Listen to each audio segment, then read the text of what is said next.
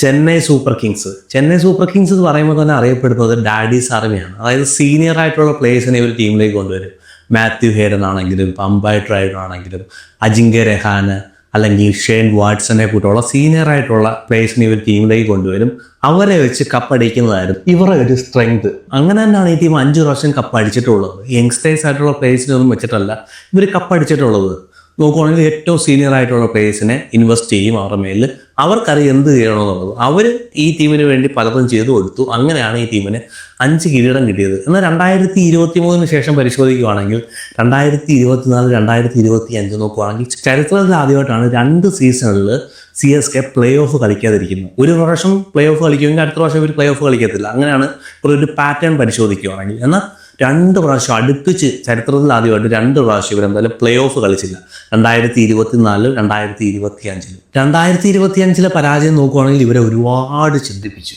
Daddy's ആർമിയെ കുറച്ച് നാളത്തേക്ക് അങ്ങോട്ട് മാറ്റി വെച്ചിട്ട് യങ്സ്റ്റേഴ്സിനെ ഇവർ കൂടുതലായിട്ട് ഡിപ്പെൻഡ് ചെയ്യാൻ തുടങ്ങി. 2025 തന്നെ സീസണിൻ്റെ പകുതി ആയപ്പോഴത്തേന് ഏകദേശം എല്ലാം അവസാനിച്ചപ്പോഴത്തേന് ഡിവാൾ ബ്രേവ്സിനെ, ആയുഷ് മാത്രേ, ഉർവിൽ പട്ടേലിനെ കൂട്ടുള്ള പ്ലേയേഴ്സിനെ ഇവർ ടീമിലേക്ക് കൊണ്ടുവന്നു. അവർ മേലെ ഇൻവെസ്റ്റ് ചെയ്തു. അവർ നോക്കുകയാണെങ്കിൽ അസാധാരണമായ രീതിയിൽ ക്രിക്കറ്റ് കളിച്ചു. എല്ലാവരും നോക്കുകയാണെങ്കിൽ 150 സ്ട്രൈക്ക് റേറ്റിന് മേളിൽ ക്രിക്കറ്റ് കളിച്ചു. 200 റൺസ് എന്നൊക്കെ പറഞ്ഞ് ഇവർക്ക് അസാധ്യമായിരുന്നു. ആ ഒരു സ്കോറിനെയൊക്കെ അവർ വന്നപ്പോഴത്തേനും മറികടക്കാൻ തുടങ്ങി. എന്നാൽ ആ ഒരു ടൈം പ്ലേറ്റ് ഇവരങ്ങ് ഫിക്സ് ചെയ്തു. മതി, ഇനി ഡാഡീസ് ആർമി വേണ്ട, യങ്സ്റ്റേഴ്സ് ആർമി മതി എന്നുള്ള കാര്യം ഇവരങ്ങ് ഫിക്സ് ചെയ്തു. 2025 ഞാൻ പറഞ്ഞതുപോലെ ഏറ്റവും ഒരു മോശം വർഷമായിരുന്നു CSK സംബന്ധിച്ചിടത്തോളം. 10ാം സ്ഥാനത്തേക്ക് കൂപ്പുകുത്തി. ഷെയർ മാർക്കറ്റ് കൂപ്പുകുത്തുന്ന പോലായിരുന്നു ഇവരുടെ ടീം 10ാം സ്ഥാനത്തേക്ക് കൂപ്പുകുത്തിയത്. പിന്നെ പല നാണക്കേണ്ട റെക്കോർഡുകളും ഇവർ കഴിഞ്ഞ പ്രാവശ്യം ഏറ്റുവാങ്ങി. 5 ഓപ്പണർമാരെ ഇവർ പരീക്ഷിച്ചു 2025. ആർക്കും ഒന്നും ചെയ്യാൻ പറ്റില്ല എന്നുള്ളതായിരുന്നു സത്യം. പവർ പ്ലേക്കകത്ത് ഏറ്റവും കൂടുതൽ വിക്കറ്റ് കൊണ്ട് കളയുന്ന ടീം, പവർ പ്ലേക്കകത്ത് ഏറ്റവും കുറഞ്ഞ ആവറേജ്, പവർ പ്ലേക്കകത്ത് ഏറ്റവും കുറഞ്ഞ സ്ട്രൈക്ക് റേറ്റ് ഉള്ള ഒരു ടീം. 21 പ്ലേയേഴ്സിനെ ഇവർ മാറ്റി പരീക്ഷിച്ചു 2025 സീസണിൽ. എന്നിട്ടും ഇവരുടെ ടീമിന് കരകയറാൻ കഴിഞ്ഞില്ല. ഋതുരാജ് ഗൈക്വാഡ് ഇഞ്ചുറി ആയിട്ട് പുറത്തേക്ക് പോയി. MS ധോണിക്ക് ക്യാപ്റ്റൻസി കൊടുത്തു. എന്നിട്ടും രക്ഷയില്ലായിരുന്നു. സോ ടീമിൻ്റെ ബേസ് തന്നെ സീനിയർ ആയിട്ടുള്ള കുറേ പ്ലേയേഴ്സ് ഇവരുടെ ടീമിലുണ്ടായിരുന്നു. പക്ഷേ മുൻകാലങ്ങളിൽ ഇവർക്ക് ട്രോഫി നേടി കൊടുത്തതുപോലെ അത്രയ്ക്കൊരു എക്സ്പീരിയൻസ് ആയിട്ടുള്ള അല്ലെങ്കിൽ അത്രയ്ക്ക് ടാലൻ്റ് ആയിട്ടുള്ള ഒരു പ്ലേയേഴ്സ് അല്ലായിരുന്നു കഴിഞ്ഞ പ്രാവശ്യം ഇവർ ക്യാരി ചെയ്തത്. എന്നാലും അതിനെല്ലാം മാറി 2026 പോയപ്പോഴത്തേനും ഒരു യങ് ആർമി ആയിട്ട് ഇവരുടെ ടീം എന്തായാലും മാറി. ഫസ്റ്റ് ഓഫ് ഓൾ ഇവർ ചെയ്തതെന്ന് പറഞ്ഞാൽ ട്രേഡിലൂടെ സഞ്ജു വിശ്വനാഥ് സാംസനെ ടീമിനകത്തേക്ക് കൊണ്ടുവന്നു. ഇവർ ഒത്തിരി നാളുകൊണ്ട് ആഗ്രഹിച്ച ഒരു മൂവാണ് സഞ്ജു സാംസന്റെ ടാലന്റ്, സഞ്ജു സാംസന്റെ പുറകിലുള്ള ഒരു ഫാൻ ബേസ്, പിന്നെ തമിഴ്നാട്ടിൽ നിന്ന് സഞ്ജു സാംസന് കിട്ടുന്ന ഒരു ഫാൻ ബേസ്, അതെല്ലാം വെച്ചുകൊണ്ട് സഞ്ജു സാംസനെ ഒരു ടീമിനകത്തേക്ക് കൊണ്ടുവന്നു. നല്ലൊരു ട്രേഡാണ് സത്യം പറഞ്ഞാൽ ഇവർ നടത്തിയത്. സഞ്ജു സാംസൺ ടീമിലോട്ട് വരുമ്പോഴത്തേന് സഞ്ജു സാംസന്റെ ഫോം അത്ര ബെറ്റർ അല്ലായിരുന്നു. സഞ്ജു സാംസന്റെ പ്ലേസ് ഇന്ത്യൻ ടീമിൽ അത്ര ബെറ്റർ അല്ലായിരുന്നു. നോക്കുവാണെങ്കിൽ നമ്പർ 3, നമ്പർ 5 മാറി കളിച്ചുകൊണ്ടിരിക്കുന്ന ഒരു സമയമായിരുന്നു. ന്യൂസിലാൻഡ് സീരീസ് വന്നപ്പോഴത്തേന് T20 വേൾഡ് കപ്പിന് മുമ്പുള്ള ന്യൂസിലാൻഡ് സീരീസ് വന്നപ്പോഴത്തേന് സഞ്ജു സാംസൺ ടീമിലേക്ക് എടുത്തത് വെറുതെ ആയോ എന്നുള്ളതൊക്കെ പല ചിന്തകളും തോന്നലുകളും ഉണ്ടായിരുന്നു. പക്ഷേ സഞ്ജു സാംസൺ ആരാണെന്നുള്ളത് T20 വേൾഡ് കപ്പിനകത്ത് തെളിയിച്ചു കൊടുത്തു CSK ബാക്ക് ചെയ്ത് വെറുതെ അല്ലെന്നുള്ളതും സഞ്ജു സാംസൺ തെളിയിച്ചു കൊടുത്തു. സോ നല്ലൊരു പിക്കായിരുന്നു. അവരുടെ പ്രൈം ബോളർ അല്ലെങ്കിൽ ഓൾറൗണ്ടറായ ഒരു ഗൺ ഫീൽഡറായ രവീന്ദ്ര ജഡേജയെ കൊടുത്തിട്ടാണ് സഞ്ജു സാംസനെ അവർ ടീമിലേക്ക് കൊണ്ടുവന്നത്. സോ അത്രമാത്രം ഇമ്പോർട്ടൻ്റ് ആയിരുന്നു സഞ്ജു സാംസൺ അവർ കൊടുത്തത്. രവീന്ദ്ര ജഡേജയെക്കാൾ ഒരു പടി മുമ്പിൽ. അതുപോലെ തന്നെ സാംകരനെ കൊടുത്തിട്ടാണ് സഞ്ജു സാംസനെ ടീമിലേക്ക് കൊണ്ടുവന്നത്. സോ നല്ലൊരു മൂവായിരുന്നു സഞ്ജു സാംസനെ ഒരു ടീമിലേക്ക് കൊണ്ടുവന്നത്. സോ സഞ്ജു സാംസന്റെ കറണ്ട് ഫോം നോക്കുകയാണെങ്കിൽ CSKക്ക് ഒരുപാട് ഗുണം ചെയ്യും.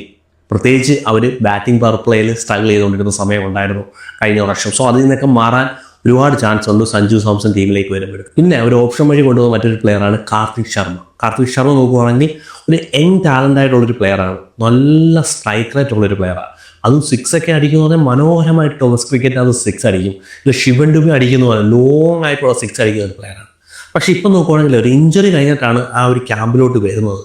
സോ എത്രമാത്രം ഫിറ്റ് ആണെന്നുള്ള ആരും അറിയത്തില്ല. ചെറിയൊരു ഇഞ്ചുറിക്ക് ശേഷമാണ് കാർത്തിക് ശർമ്മ ടീമിലേക്ക് വരുന്നത്. പക്ഷെ ടാലന്റിനകത്ത് ഒരു സംശയമില്ല. Future four CSK, future for Indian team ആയിരിക്കാം. MS ധോണിക്ക് ഒരു പകരക്കാരനായിട്ട്, സഞ്ജു സാംസൺ ഒരു പകരക്കാരനായിട്ടാണ് കാർത്തിക് ശർമ്മ എന്ന് പറയുന്ന യങ് ആയിട്ടുള്ള ഒരു പ്ലെയറിനെ കൊണ്ടുവരുന്നത്. ഏകദേശം 14.2 CR ആണ് കാർത്തിക് ശർമ്മയുടെ മേൽ കൊടുത്തത്. SRH നോക്കുവാണെങ്കിൽ കാർത്തിക് ശർമ്മ ടീമിലേക്ക് കൊണ്ടുവരാൻ ഒരുപാട് ശ്രമിച്ചു. പക്ഷേ CSKയിലായിരുന്നു എമൗണ്ട് കൂടുതൽ. അവർ ടീമിലേക്ക് വിളിച്ചു ചേർത്തു. മറ്റൊരു പ്ലെയറാണ് പ്രശാന്ത് വീർ എന്ന് പറഞ്ഞ ഒരു ഓൾറൗണ്ടർ. രവീന്ദ്ര ജഡേജയ്ക്ക് പറ്റിയ ഒരു ലൈക്ക് റിപ്ലേസ്മെന്റ് ആണ് പ്രശാന്ത് വീർ. ഇപ്പം നോക്കുവാണെങ്കിൽ വിജയ് ഹസാരെ ട്രോഫിക്കകത്ത് എക്കണോമി പരിശോധിക്കുകയാണെങ്കിൽ കേവലം 5 ആണ്. അത്രമാത്രം ടൈറ്റ് ലെങ്തിൽ ബോൾ ചെയ്യുന്ന ഒരു ബോളറാണ്. ഓർത്തഡോക്സ് സ്പിന്നറാണ്. അക്ഷർ പട്ടേലിന് ശേഷം അല്ലെങ്കിൽ രവീന്ദ്ര ജഡേജയ്ക്ക് ശേഷം ഇന്ത്യൻ ടീമിലേക്ക് മറ്റൊരു ഓൾറൗണ്ടറെ മേ ബി CSKക്ക് തരാൻ കഴിയുമോ എന്നുള്ളത് കാത്തിരുന്ന് കാണാം. സോ പ്രശാന്ത് വീർ എന്ന് പറഞ്ഞ ഒരു ഓൾറൗണ്ടറെ അവർക്ക് ടീമിനൊപ്പം കിട്ടി. രവീന്ദ്ര ജഡേജയ്ക്ക് ഒരു പറ്റിയൊരു റിപ്ലേസ്മെൻ്റ് എന്നാണ് പറയുന്നത്. സോ കാത്തിരുന്ന് കാണാം. ഇന്റർനാഷണൽ ക്രിക്കറ്റാണ് IPL. സോ എത്രമാത്രം പെർഫോമൻസ് കാർത്തിക് ശർമ്മയും പ്രശാന്ത് വീരും CSKക്ക് വേണ്ടി കാഴ്ചവെക്കുന്നുള്ളൂ. മറ്റൊരു പ്ലെയറാണ് രാഹുൽ ചഹാർ. 5.2 CR രാഹുൽ ചഹാറിനെ ടീമിലേക്ക് കൊണ്ടുവരുന്നത്. നമുക്കറിയാം SRH നോക്കുകയാണെങ്കിൽ വലിയ രീതിയിൽ യൂട്ടിലൈസ് ചെയ്തിട്ടില്ലായിരുന്നു രാഹുൽ ചഹാറിനെ. ഒറ്റ കളിയിലാണ് ഇമ്പാക്ട് പ്ലെയർ ആയിട്ട് കളിപ്പിച്ചത്. ബാക്കിയുള്ള കളിയിലെല്ലാം ബെഞ്ചിൽ ഇരുത്തിയേക്കുമായിരുന്നു. സോ നോക്കുകയാണെങ്കിൽ ചെപ്പോക്കിൻ്റെ ഒരു പിച്ചിന് പറ്റിയ ഒരു ബോളറാണ്. ഇപ്പം നോക്കുകയാണെങ്കിൽ ചെപ്പോക്കിൻ്റെ ഒരു പിച്ച് വലിയൊരു സ്പിൻ ഫ്രണ്ട്ലി ഒന്നും അല്ല, ഒരു ബാറ്റിംഗ് പാരഡൈസ് ആയിട്ട് മാറിയിട്ടുണ്ട്. എന്നാലും രാഹുൽ ചഹാർ നല്ലൊരു ഓപ്ഷനാണ്. ഗൂഗിൾ എറിയാൻ കഴിയാവുന്ന ലെഗ് സ്പിന്നറാണ്. അത്യാവശ്യം ബാറ്റ് ചെയ്യാൻ കഴിയാവുന്ന ഒരു ഓപ്ഷൻ തന്നെയാണ്. സോ ചെപ്പോക്കിലെ പിച്ച് അല്ലെങ്കിൽ ഒരു സ്ലോ ഷായിട്ടുള്ള പിച്ചൊക്കെ കിട്ടുവാണെങ്കിൽ ലക്നൗ പോലെയുള്ള പിച്ചിൽ എനിക്ക് തോന്നുന്നു Rahul Chahar is A good option ആയിരിക്കും. പിന്നെ അഖിൽ ഹുസൈൻ എന്ന് പറഞ്ഞ വെസ്റ്റ് ഇൻഡീസിന്റെ ബോളറെ അവർ ടീമിലേക്ക് കൊണ്ടുവന്നു. നോക്കുകയാണെങ്കിൽ മറ്റുള്ള ലീഗുകളിൽ അഖിൽ ഹുസൈൻ CSKക്ക് വേണ്ടി കളിക്കുന്നുണ്ട് ഇന്ത്യക്ക് പുറത്ത്. സോ അതുകൊണ്ടായിരിക്കാം അഖിൽ ഹുസൈനെ ഒരു ടീമിനൊപ്പം ചേർത്തു. നല്ലൊരു ഓൾറൗണ്ടറാണ്. നമ്പർ 9 വരെ വേണമെങ്കിൽ ബാറ്റ് ചെയ്യാൻ കഴിയും. പവർ പ്ലേക്കകത്ത് 2-3 ഓവർ എറിയാൻ കഴിയും. ഇവർക്ക് കുറച്ച് പ്രശ്നങ്ങളുണ്ട് ഡെത്ത് ഓവറിനകത്ത്. സോ അതിനെയൊക്കെ പരിഹരിക്കാൻ വേണ്ടി മേ ബി അഖിൽ ഹുസൈനെ പവർ പ്ലേക്കകത്ത് യൂട്ടിലൈസ് ചെയ്യാൻ കഴിയും. സോ നല്ലൊരു ഓപ്ഷനാണ്. 9ാം നമ്പറിൽ വരെ ബാറ്റ് ചെയ്യാനും കഴിയും അഖിൽ ഹുസൈൻ. സോ നല്ലൊരു പിക്കാണ് അഖിൽ ഹുസൈൻ. പിന്നെ മാറ്റ് ഹെൻറി ഒരു ടീമിലേക്ക് കൊണ്ടുവന്നു. നമുക്കറിയാം ന്യൂ ബോൾ സ്പെഷ്യലിസ്റ്റ് ആയിട്ടുള്ള ഒരു ബോളറാണ്, ഒരു സീനിയർ ആയിട്ടുള്ളൊരു ബോളറാണ് ന്യൂസിലാൻഡിനെ. സോ മാറ്റ് ഹെൻറി ഒരു ടീമിലേക്ക് കൊണ്ടുവന്നു. പിന്നെ മാത്യു ഷോട്ടിനെ ഒരു ടീമിലേക്ക് കൊണ്ടുവന്നു. മേ ബി ഡിവാൾ ബ്രേവിസിന് ഒരു പകരക്കാരനായിട്ടായിരിക്കും മാത്യു ഷോട്ടിനെ കൊണ്ടുവന്നത്. ഒരു ഓഫ് ബ്രേക്ക് ബോളറാണ്. May be number 3, number 4 bat ചെയ്യാൻ പറ്റിയ ഒരു ഓൾറൗണ്ടറാണ് മാത്യു ഷോട്ട്. പക്ഷേ പ്ലേയിങ് 11 ഇടം കിട്ടുമോ എന്നുള്ളത് കാത്തിരുന്നതാണ്. എനിക്ക് തോന്നുന്നു Dewald Brevis versus Matthew Short ആയിരിക്കും. പിന്നെ സാക് ഫോക്സിനെ സംബന്ധിച്ചിടത്തോളം ഒരു ന്യൂ ബോൾ സ്പെഷ്യലിസ്റ്റ് ആണ്. ഇത്രയും ന്യൂ ബോൾ സ്പെഷ്യലിസ്റ്റ് ഒരു ടീമിനകത്ത് വേണമെന്നുള്ള കാര്യം കാത്തിരുന്ന് കാണാം. അതായത് ഗുൽബനീത് സിംഗ് എന്ന് പറഞ്ഞൊരു ഓപ്ഷൻ ഇവരുടെ ടീമിലുണ്ടായിരുന്നു. അതുപോലെ തന്നെ മുകേഷ് ചൗധരി എന്ന് പറയുന്ന ഒരു ന്യൂ ബോൾ സ്പെഷ്യലിസ്റ്റ് ഇവരുടെ ടീമിലുണ്ടായിരുന്നു. ഖലീൽ അഹമ്മദ് ഉണ്ട്, അൻഷുൽ കമ്പോജ് ഉണ്ട്, മാറ്റ് ഹെൻറി ഉണ്ട്. അതിൻ്റെ ഇടയ്ക്ക് സാക് ഫോക്സിന്റെ റോൾ എന്താണെന്ന് എനിക്ക് സത്യം പറഞ്ഞ് അറിഞ്ഞുകൂടാ. വേൾഡ് കപ്പിന് മുമ്പായിട്ടുള്ള ന്യൂസിലാൻഡ് സീരീസിനകത്ത് നല്ല രീതിയിൽ സാക് ഫോക്സിന് അടിയും കൊണ്ടിട്ടുണ്ടായിരുന്നു. സോ എങ്ങനെയാണ് സാക് ഫോക്സിനെ ഇന്ത്യയുടെ ഒരു ഫ്ലാറ്റ് പിച്ചിനകത്ത് യൂട്ടിലൈസ് ചെയ്യാൻ പോകുന്നത് എന്നുള്ള കാര്യത്തിൽ എനിക്ക് സംശയമുണ്ട്. പിന്നെ ഒരു പിക്കാണ് സർഫാസ് ഖാൻ. നല്ലൊരു പിക്കാണ്. പ്രത്യേകിച്ച് സ്പിന്നർമാർക്കെതിരെ നല്ല റെക്കോർഡുള്ള ഒരു പ്ലെയറാണ്. സ്പിന്നർമാരെ നല്ല രീതിയിൽ ടാക്കിൾ ചെയ്യുന്ന ഒരു പ്ലെയറാണ്. സോ ഒരു നമ്പർ 5 നമ്പർ 6 കളിപ്പിക്കാൻ പറ്റിയ ഒരു പിക്കാണ് സർഫാസ് ഖാൻ. നല്ല ഒരു സ്പിൻ ഹിറ്ററാണ് സർഫാസ് ഖാൻ. നല്ലൊരു ഓപ്ഷൻ തന്നെയാണ്. പിന്നെ ഒരു അൺക്യാപ്പ് പ്ലെയറെ അവർ ടീമിലേക്ക് എടുത്തു, അമൻ ഖാൻ. സോ ഇത്രയും പ്ലേയേഴ്സിനാണ് അവർ ടീമിനകത്ത് വിളിച്ചെടുത്തത് 2026. ഇനി ഈ ടീമിന്റെ സ്ട്രെങ്ത് നമുക്കൊന്ന് പരിശോധിക്കാം. ഈ ടീമിന്റെ സ്ട്രെങ്ത് പരിശോധിക്കുകയാണെങ്കിൽ മെയിൻ ആയിട്ടുള്ള സ്ട്രെങ്ത് ഇന്ത്യൻ ബാറ്റിംഗ് ലൈനപ്പ് തന്നെയാണ്. സഞ്ജു സാംസൺ, ഋതുരാജ് ഗെയ്ക്വാഡ്, ആയുഷ് മാത്രയ്ക്ക് എന്തെങ്കിലും ഒരു ഫോമിൽ കൺസേൺ ഉണ്ടെങ്കിൽ ഉർവിൽ പട്ടേൽ എന്ന് പറഞ്ഞൊരു ഓപ്ഷൻ അവരുടെ കയ്യിലുണ്ട്. അതുപോലെ തന്നെ ശിവൻ ഡുബെ. ഇവരൊക്കെ നോക്കുകയാണെങ്കിൽ ശിവൻ ഡുബെ, സഞ്ജു സാംസൺ ഇവരൊക്കെ നോക്കുകയാണെങ്കിൽ നല്ലൊരു ഫോമിലാണ്. ഇവർക്ക് നോക്കുകയാണെങ്കിൽ ഒരു സ്ട്രോങ് ആയിട്ടുള്ള ഇന്ത്യൻ ബാറ്റിംഗ് കോർ ഉണ്ട്. അതിൻ്റെ ഇടയിലേക്ക് പ്രശാന്ത് വീരോ, കാർത്തിക് ശർമ്മ അല്ലെങ്കിൽ സർഫാസ് ഖാനെ കൂട്ടുള്ള പ്ലേയേഴ്സ് ടീമിലേക്കുള്ളത് ഇവർക്ക് ഏറ്റവും വലിയൊരു സ്ട്രെങ്ത് ആണ്. ഈ പ്രാവശ്യത്തെ ഏറ്റവും വലിയ സ്ട്രെങ്ത്, കഴിഞ്ഞ പ്രാവശ്യത്തെ ഇവരുടെ ഏറ്റവും വലിയൊരു വീക്ക്നെസ് എന്ന് പറഞ്ഞാൽ ബാറ്റിംഗ് ആയിരുന്നു. സോ ഈ പ്രാവശ്യം അവരുടെ വീക്ക്നെസ് അവരുടെ ഒരു സ്ട്രെങ്ത് ആയിട്ട് മാറിയിട്ടുണ്ട്. സഞ്ജു സാംസന്റെ ഫോം, ശിവൻ ഡുബെയുടെ ഫോം, അതിൻ്റെ ഇടയിലേക്ക് ഡിവാൾ ബ്രേവിസിനെ കൂട്ടുള്ള ഒരു ഫോറിൻ പ്ലെയറും ഉണ്ട്. സോ ബാറ്റിംഗ് നോക്കുവാണെങ്കിൽ ഇവരുടെ സ്ട്രെങ്ത് തന്നെയാണ്. CSK ടീമിൽ നോക്കുവാണെങ്കിൽ ഒരു കാലങ്ങളിൽ 200 റൺസ് എന്നൊക്കെ പറഞ്ഞ് ഭയങ്കര പ്രയാസം പിടിച്ചൊരു പരിപാടിയായിരുന്നു 200 റൺസ് കണ്ടെത്തുക എന്ന് പറഞ്ഞത്. പക്ഷേ ഈ പ്രാവശ്യം അവരെ സംബന്ധിച്ചിടത്തോളം ഈസി ആയിട്ട് ഇപ്പം 150 റൺസിന്റെ ആവറേജ് ഉള്ള ഒരു പിച്ചിൽ 200-220 റൺസ് കണ്ടെത്താൻ കഴിയും. ഇവരുടെ ബാറ്റിംഗ് ആയിരിക്കും CSKയുടെ ജയപരാജയങ്ങളെ നിർണ്ണയിക്കുന്നത്. അതായത് പ്ലേ ഓഫിലോട്ട് കടക്കണോ വേണ്ടോ എന്ന് തീരുമാനിക്കുന്നത് ഇവരുടെ ബാറ്റിംഗ് ആയിരിക്കും. പിന്നെ മറ്റൊരു സ്ട്രെങ്ത് നോക്കുവാണെങ്കിൽ തരക്കേടില്ലാത്ത ഒരു സ്പിൻ ഓപ്ഷനെ ഇവർ വിളിച്ച് ടീമിനകത്ത് ചേർത്തിട്ടുണ്ട്. നൂർ അഹമ്മദിനെ ഇവരെന്തായാലും ബാക്ക് ചെയ്തു. അതുപോലെ തന്നെ അഖിൽ ഹുസൈനെ ടീമിലേക്ക് കൊണ്ടുവന്നു. പ്രശാന്ത് വീർ എന്ന് പറഞ്ഞ ഒരു ഓൾറൗണ്ടറെ ടീമിലേക്ക് കൊണ്ടുവന്നു. രാഹുൽ ചഹാർ എന്ന് പറഞ്ഞൊരു ഓപ്ഷൻ ഇവർക്ക് കിട്ടും. അതുപോലെ തന്നെ മാത്യു ഷോട്ടിന് വേണമെങ്കിലും ബോൾ ചെയ്യാൻ കഴിയും. സോ സ്പിന്ന് നോക്കുവാണെങ്കിൽ ചെപ്പോക്ക് ഏതെങ്കിലും രീതിയിൽ സ്പിന്നർമാർക്ക് അസിസ്റ്റൻസ് കൊടുക്കുന്നുണ്ടെങ്കിൽ നല്ല ഒരു സ്പിൻ കോംബോ ഇവരുടെ കയ്യിലുണ്ട്. സ്പിൻ ഈ പ്രാവശ്യം നോക്കുവാണെങ്കിൽ ഇവരുടെ സ്ട്രെങ്ത് തന്നെ ആയിരിക്കും. ന്യൂ ബോളിനകത്ത് എറിയാൻ കഴിയുന്ന ഒരുപാട് സ്പെഷ്യലിസ്റ്റ് ആയിട്ടുള്ള ബോളർമാരുണ്ട്. ഫസ്റ്റ് ഞാൻ പറഞ്ഞതുപോലെ തന്നെ Matt Henry new ball specialist ആയിട്ടുള്ള ഒരു ബോളറാണ്. ഖലീൽ അഹമ്മദിനെ ബോൾ ചെയ്യാൻ കഴിയും. ജിമ്മി ഓട്ടൻ എന്ന് പറഞ്ഞൊരു ഓപ്ഷൻ ഉണ്ട്. ജിമ്മി ഓട്ടനെ യൂട്ടിലൈസ് ചെയ്യാൻ കഴിയും. അൻഷുൽ കമ്പോജ് എന്ന് പറയുന്ന ഓപ്ഷൻ ഉണ്ട്. സോ ന്യൂ ബോളിനകത്ത് പറ്റിയ ഒരുപാട് സ്പെഷ്യലിസ്റ്റ് ആയിട്ടുള്ള ബോളർമാർ, ബബുൾ സീം ഒക്കെ കൊണ്ടുവരാൻ കഴിയുന്ന ബോളർമാർ ഇവരുടെ ടീമിനകത്തുണ്ട്. സോ പവർ പ്ലേക്കകത്ത് തന്നെ ഹിറ്റ് ചെയ്യാൻ കഴിയാവുന്ന ബോളർമാരെ ഇവർ ക്യാരി ചെയ്യുന്നുണ്ട്. സോ ഇതൊക്കെയാണ് ഈ ടീമിന്റെ മെയിൻ ആയിട്ടുള്ള സ്ട്രെങ്ത്. പിന്നെ ഈ ടീമിന്റെ വീക്ക്നെസ് പരിശോധിക്കുകയാണെങ്കിൽ വീക്ക്നെസ്സും ഉണ്ട്. ഈ ടീമിന്റെ മെയിൻ ആയിട്ടുള്ള വീക്ക്നെസ് ഞാൻ നോക്കുന്നത് നമ്പർ 6 തൊട്ട് നമ്പർ 8 വരെ പരിശോധിക്കുകയാണെങ്കിൽ ഒരു പ്രോപ്പറായിട്ടുള്ള ഒരു ഫിനിഷർ ഇല്ല. അതായത് ഒരു പേര് കേട്ട ഫിനിഷർ ഇല്ല. കാർത്തിക് ശർമ്മ, പ്രശാന്ത് വീറൊക്കെ പരിശോധിക്കുകയാണെങ്കിൽ ഒരു അൺക്യാപ്പ് ഇന്ത്യൻ പ്ലേയേഴ്സ് ആണ്. സോ അവരുടെ മേലൊരു പ്രഷർ എന്തായാലും കാണും. 14.2 CR ടീമിലേക്ക് കൊണ്ടുവരുന്നതിൻ്റെ ഒരു പ്രഷർ എന്തായാലും അവരുടെ മേൽ കാണും.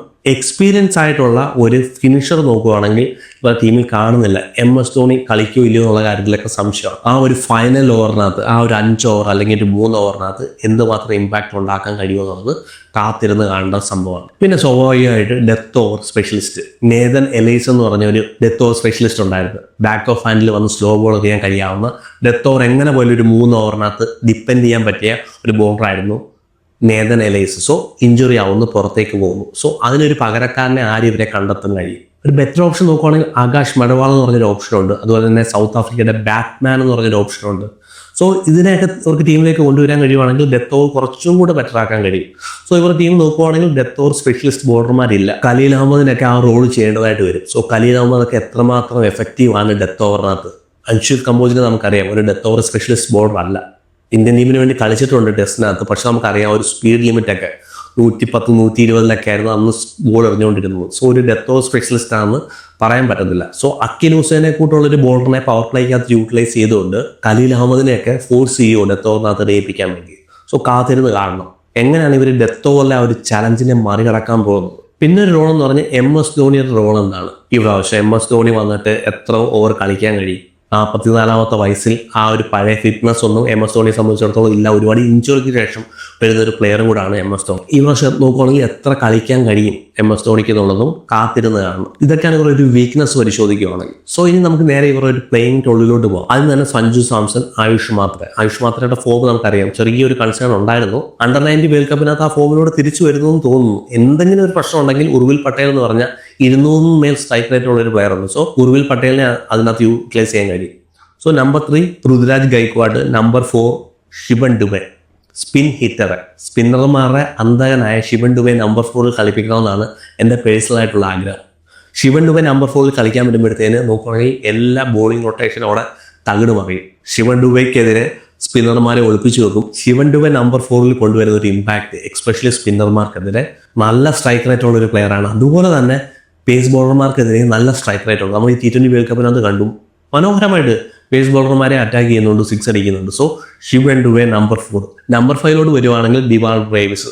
നമ്പർ 6 വരുവാണെങ്കിൽ സർഫാസ് ഖാനാണ് എൻ്റെ ഒരു ഫേവറേറ്റ് ആകുന്ന ഒരു ഓപ്ഷൻ. എക്സ്പെഷ്യലി സ്പിന്നിനെ തുടങ്ങിയ ഒരു പിച്ചിൽ സർഫാസ് ഖാൻ ഒരുപാട് കാര്യങ്ങൾ ചെയ്യാനുണ്ട് എന്നാണ് ഞാൻ വിചാരിക്കുന്നു.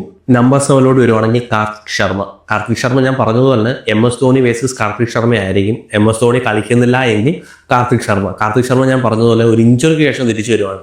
ആ ഒരു ഫുള്ളി ഫിറ്റ് ആണോ എന്നുള്ളതൊക്കെ കാത്തിരുന്ന് കാണും. നമ്പർ 7 വരുവാണെങ്കിൽ പ്രശാന്ത് വീർ എന്ന് പറഞ്ഞൊരു ഓപ്ഷൻ. നമ്പർ 9 വരുവാണെങ്കിൽ അഖിൽ ഹുസൈൻ, മാറ്റ് ഹെൻറി, നൂർ അഹമ്മദ് നമ്പർ 11. പിന്നെ ഖലീൽ അഹമ്മദ് ഇമ്പാക്ട് പ്ലെയർ ആയിട്ട് ഡിപ്പെൻഡാണ് സാഹചര്യങ്ങൾ അനുസരിച്ച് ഖലീൽ അഹമ്മദിനെ അവിടെ കൊണ്ടുവരാം. അതുപോലെ രാഹുൽ ചഹാർ എന്ന് പറഞ്ഞൊരു ഓപ്ഷൻ പിന്നെ തുടങ്ങിയ പിച്ചിനകത്ത് ഉപയോഗിക്കാം. പിന്നെ ഓപ്പർച്യൂണിറ്റീസ് പരിശോധിക്കുകയാണെങ്കിൽ സഞ്ജു സാംസനും ഋതുരാജ് ഗൈക്വാഡിന് 2027 ODI വേൾഡ് കപ്പിനകത്തോട്ട് കയറി വരാനുള്ള ഒരു ഓപ്പർച്യൂണിറ്റിയാണിത്. സോ നല്ല രീതിയിൽ ഇവർക്ക് 2 പേർക്ക് യൂട്ടിലൈസ് ചെയ്യാൻ കഴിയാണ്. 2 പേര് നോക്കുകയാണെങ്കിൽ ഓപ്പണർമാരാണ്. രോഹിത് ശർമ്മയുടെ കാര്യമൊക്കെ കൺഫേം ആയിട്ടില്ല. ഇതിനായിട്ട് പലതരത്തിലുള്ള അഭ്യൂഹങ്ങൾ നടക്കുന്നുണ്ട്. രോഹിത് ശർമ്മയെ വെട്ടുമെന്നുള്ള പലതരത്തിലുള്ള വാർത്തകളൊക്കെ വരുന്നുണ്ട്. സോ ഇവരെ സംബന്ധിച്ചിടത്തോളം സഞ്ജു സാംസനും ഋതുരാജ് ഗൈക്വാഡിനും പറ്റിയൊരു ഓപ്പർച്യൂണിറ്റിയാണ് ഇന്ത്യയുടെ ODI ടീമിലേക്ക് കയറി വരുമെന്ന് വെച്ചാൽ. പിന്നെ മോസ്റ്റ് റൺസ് പരിശോധിക്കുകയാണെങ്കിൽ ഞാൻ വിചാരിക്കുന്നു സഞ്ജു സാംസൺ ഈ പ്രാവശ്യം ഓറഞ്ച് ക്യാപ്പ് നേടുമെന്ന് വിചാരിക്കുന്നു.